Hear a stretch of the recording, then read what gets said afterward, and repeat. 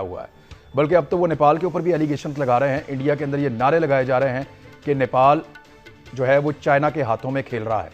और नेपाल के अंदर भी एहतजाज हुआ और उन्होंने बाकायदा स्लोगन्स उठाए। उन्होंने कहा कि गो बैक इंडिया। तो नेपाल एक वाहिद मुल्क है इंडिया के बॉर्डर के साथ साथ जो हिंदू मुल्क है, और वो एक बहुत बड़ी सिक्योरिटी था हमेशा से इंडिया के लिए, लेकिन नेपाल को भी खो दिया इंडिया ने। अब मैं इसका आगाज़ जो है ना वो मैं आपसे नहीं करने जा रहा शहबाज गिल साहब, क्योंकि यहाँ दो जर्नल बैठे हैं, मैं उनसे बात शुरू करता हूँ, फिर आपके पास आऊँगा इसके पॉलिटिकल एंगल को लेके। सबसे पहले मुझे जनरल अमजद शोएब साहब आप बताएं कि इंडिया को कितनी बड़ी शिकस्त है और इसका मुदावा क्या हो सकता है, क्योंकि इंडियन रिपोर्टर्स और इंडियन सीनियर जर्नलिस्ट जो दिफाई तज्जियाकार हैं उनके बकौल चाइना उन इलाकों को भी क्रॉस कर गया बाज़ जगहों से जिनको सिर्फ चाइना क्लेम करता था, यानी इंडियन टेरिटरी में एक्चुअली दाखिल हो गया और वहां पे वो अब कुछ ऐसी दिफाई साजो सामान बना रहा है जिससे इंडिया को मुसीबत पड़ सकती है। क्या इंडिया बगैर बेइज्जती और बगैर लड़ाई के चाइना को वापस भेजने पे कायल कर लेगा? अगर नहीं कर पाएगा तो लड़ाई होगी तो कैजुअलिटीज होंगी। सर आपको क्या नजर आ रहा है? देखिए, बात यह है कि गलवान वैली जो है उस पर कभी भी चाइना ने अपना क्लेम नहीं खड़ा किया था, कभी ये कहा नहीं था कि क्लेम है हमारा। जी ठीक है। प्योंगयांग लेक जो है उधर भी उनका क्लेम तो मौजूद था, लेकिन उस पर कभी उन्होंने कोई ऐसा कदम नहीं उठाया जिस यकतरफा जिस पे कि ये मसला पैदा होता। लेकिन गलवान वैली इनमें सबसे ज्यादा इंपॉर्टेंट है, अहम है, क्योंकि यहां से इसके बाहर से रोड गुजरती है इसके पास से जो दौलत बेग ओल्डी को मिलती है जाके, और ये ईस्टर्न लद्दाख का हिस्सा है। बात यह कि ईस्टर्न लद्दाख में उनके क्लेम्स तो मौजूद थे, लेकिन इंडिया सबसे ज्यादा हैरान। जी जम साहब की ऑडियो को प्रॉब्लम है सर यहीं से। ये जो दौलत बेग आपने इस रोड के बारे में मुझे आपने बताया भी था, इसके करीब पहुंच जाना ये तो इंडिया के लिए बहुत बड़ी मुसीबत है। उनकी तो सप्लाई काटेंगे ये मुख्तलिफ जगह की। करीब नहीं पहुंच गए।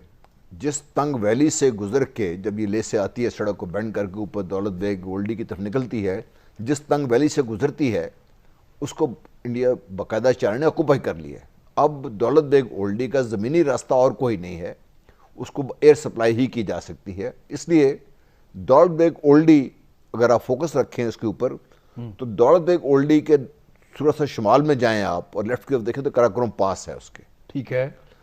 कराकोरम पास वो जगह है जो सी पैक जहाँ पे तंग तरीन है, यहाँ पे जिसकी एक तरफ मगरबी चाइना है और दूसरी तरफ पाकिस्तान शुरू हो जाती है।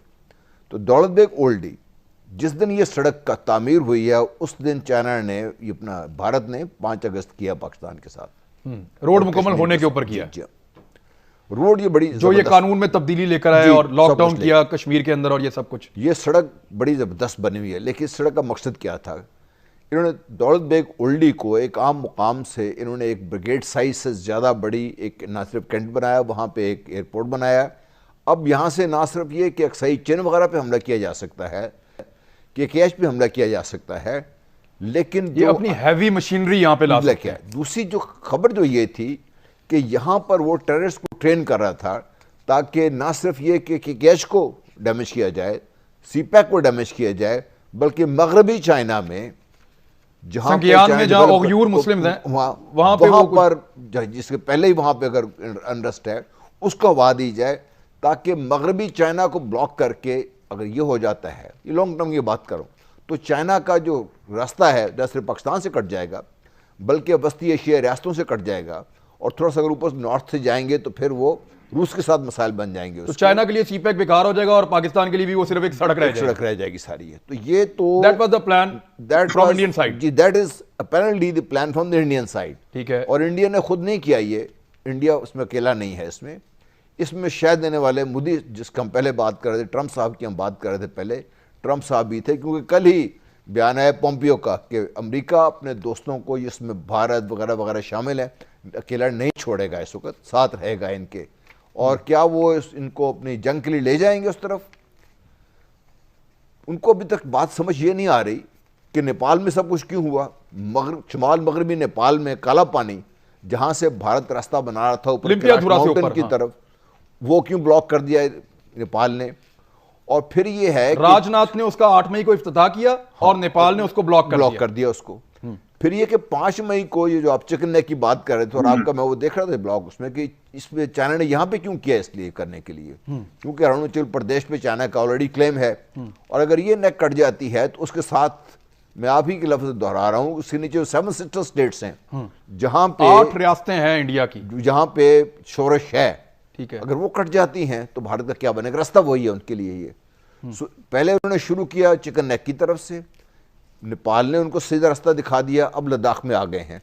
तो चाइना ने बैक वक्त 3 मुकामात पर भारत को ये बता दिया है कि नंबर 1 को तिब्बत में आपने कोई पंगा नहीं लेना। इनकी कोशिश अब तो ले ही नहीं सकते, वो तिब्बत में किधर जाएंगे? चाइना उतर के नीचे आ गया जी, उनके एरिया में घुस गया। दूसरा आपने सुना होगा कि जब ये रिसेंटली जो चाइनीज प्रेसिडेंट है उन्होंने अपने मिलिट्री कमांडर्स को अरेस्ट किया है, उसमें उन्होंने अपने मिलिट्री कमांड को जो हदायत दी हैं उसमें आखिरी हदायत ये है कि आप तैयार हो जाइए, आपने प्रोटेक्ट करना है चाइनीज सॉवरेनिटी को और चाइना के डेवलपमेंट इंटरेस्ट को। डेवलपमेंट इंटरेस्ट क्या है उनका? 1 बेल्ट 1 रोड, जिसका सीपैक फ्लैगशिप है, और 1 बेल्ट 1 रोड दुनिया का वो वाहिद मंसूबा है जो किसी मुल्क के कॉन्स्टिट्यूशन में है, ये चाइना के कॉन्स्टिट्यूशन में शामिल है ये। ठीक, मैं जरा जनरल साहब ये चिकन नेक जो है जिसको हम सिलीगुड़ी कॉरिडोर भी कहते हैं, और यहां से नेपाल अगर रास्ता दे चाइना को, और नेपाल के चाइना के साथ आजकल बड़े जबरदस्त ताल्लुकात हैं, इंडिया के साथ खराब भी हो गए हैं काला पानी के डिस्प्यूट की वजह से, और दीगर कुछ डिस्प्यूट है उनके, कॉन्स्टिट्यूशनल मामला भी हैं, तो ये कॉरिडोर तो बहुत बारीक है। आपको कितने चांसेस लगते हैं कि नेपाल जो चाइना है उसको उसकी मिलिट्री लाने की भी इजाजत देगा? हत्ता कि नेपाल ने इस एरिया में रोड भी बनाया है, दरचोला टिंकर रोड एक वो इस तरफ बना भी रहा है। सर देखिए, मेरा अपना अंदाजा ये है कि पहली बात तो ये है कि अगर कोई ऐसी प्रॉब्लम आ जाती है तो नेपाल चाइना का साथ देगा, और ये भी हो सकता है कि चाइनीज अगर जरूरत आ जाए तो जरूरत के वक्त नेपाल से बहुत पूछे भी ना, क्योंकि बड़ी ताकतें हैं, ये बड़ी छोटा सा इलाका कर गुजरेंगे। मसला यहाँ पे ये है कि इंडिया ने अपना यहाँ पे सिक्योरिटी पैरामीटर बढ़ाने के लिए भूटान के साथ एक एग्रीमेंट किया हुआ है, जहां उन्होंने भूटान को ये कहा है कि आप ये देखिए कि भूटान के कोई रिलेशंस चाइना के साथ ऐसा सच नहीं है, डिप्लोमेटिक रिलेशंस नहीं है, दोनों की एम्बेसीज एक दूसरे के मुल्क में नहीं है। नतीजा ये कि ये सारा उनका काम संभाला हुआ है भारत ने, और भारत ने भूटान को ये उससे जिम्मेदारी एक एग्रीमेंट के तहत दी हुई है कि उनकी टेरिटरी का भी दिफा जो है वो इंडिया करेगा। तो उससे उन्होंने एक एडवांटेज हासिल करने की कोशिश ये की है कि चिकन नेक के साथ उनको एक additional added parameter of security मिल जाए जो कि भूटान की टेरिटरी की शक्ल में मौजूद है। इसी तरह इनको थोड़ा सा एक शॉर्टकट, बांग्लादेश ने जो एक्सचेंज ऑफ लैंड्स किया इनके साथ, उसमें भारत ने बहुत ज्यादा फायदा उठाया है। कोई तकरीबन 1000 मुरब्बा किलोमीटर या 1200 के करीब उन्होंने एडिशनल जमीन ली है उनसे, बांग्लादेश से, और उसमें भी इनको शॉर्टेस्ट रास्ता इन्होंने अपना 7 सिस्टर्स को बनाया है, जो कि ये वो भी प्रोटेक्टेड है वहीं से, भूटान की साइड से। ठीक है। तो चाइना ने इनको ये कहा है कि भाई आप भूटान के, आप हम भी यहीं पे हैं और इनके हमसाए हैं, तो आप कौन लगते हैं भूटान के? आपने एग्रीमेंट किया या नहीं किया, हम सेटलमेंट जो भी करनी है हम भूटान के साथ डायरेक्ट करेंगे। तो लिहाजा कुछ एरियाज का तबादला भी कर रहे हैं उनके साथ, एरियाज का तबादला कर भी रहे हैं उनके साथ। तो ये वो चीज आई है जिसमें कि इंडिया फंस गया है, क्योंकि वो उन्होंने भूटान को डायरेक्ट अपने तरफ लगा लिया है। भूटान नेचुरली इंडिया के असर से निकलना चाहता है, वो अपने लिए ऑप्शंस रखना चाहते हैं। किसी भी मुल्क के लिए दो बड़ी कुव्वतें अगर उसके पास आसपास हो तो उसके लिए एक बड़ा फैसिलिटी हो जाती है कि अगर एक तंग करे तो दूसरा का साथ देना शुरू कर देते हैं वो। लेकिन यहाँ पे इंडिया ने उनको होस्टेज किया हुआ था, तो भूटान अंदर से ये ख्वाहिश रखता है कि चाइना के साथ उसके मरासम डायरेक्ट हो जाएं। मुलाकातें तो हुई हैं और उनके कुछ एग्रीमेंट्स भी हुए हैं, तो इसलिए चिकन नेक इस वजह से इंडिया की कंट्रोल में नजर नहीं आती, और लगता ही है कि भूटान चाइना को रास्ता दे देगा। तो ये मसला ये है कि इसमें एक चीज मैं और ऐड कर दूं, यहाँ पे खराबी ये है कि एक तरफ तो इंडिया ताकत से निकाल नहीं सकता, यहाँ पे वेपन्स वगैरह जो है ला के रखे जरूर हैं लेकिन इस्तेमाल नहीं होंगे, लेकिन दूसरी तरफ यूनाइटेड नेशन भी नहीं जा सकता। तो आप देखेंगे कि ये झूठे नैरेटिव वगैरह बना के इसी सिचुएशन में गुजारा करेंगे और अपनी कौम को कोई और झूठे नैरेटिव सुनाते रहेंगे कि जी हमने ये कर लिया, वो कर लिया, तय हो गया, और सूरत हाल ग्राउंड पे यही रहेगी। अच्छा, अब मैं जरा इसका जो पॉलिटिकल पहलू है उसकी तरफ आऊं मैं।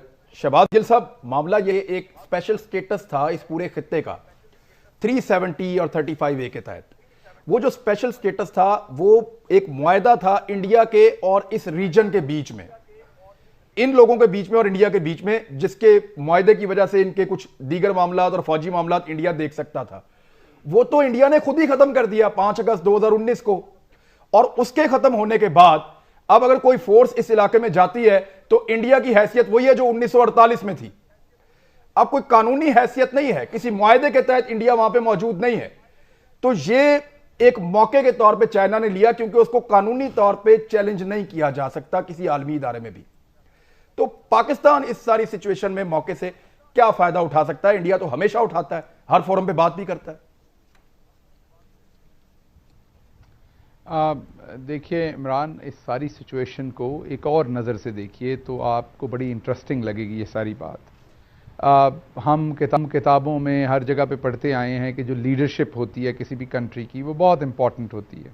It is no doubt. जब मैं अपना अगर मैं याद करूं टाइम अमेरिका में, तो बहुत ही अफसरदा होते थे देखकर जिस स्पीड के साथ इंडिया ऊपर जा रहा था और जिस स्पीड के साथ हम अपनी स्पेस खो रहे थे।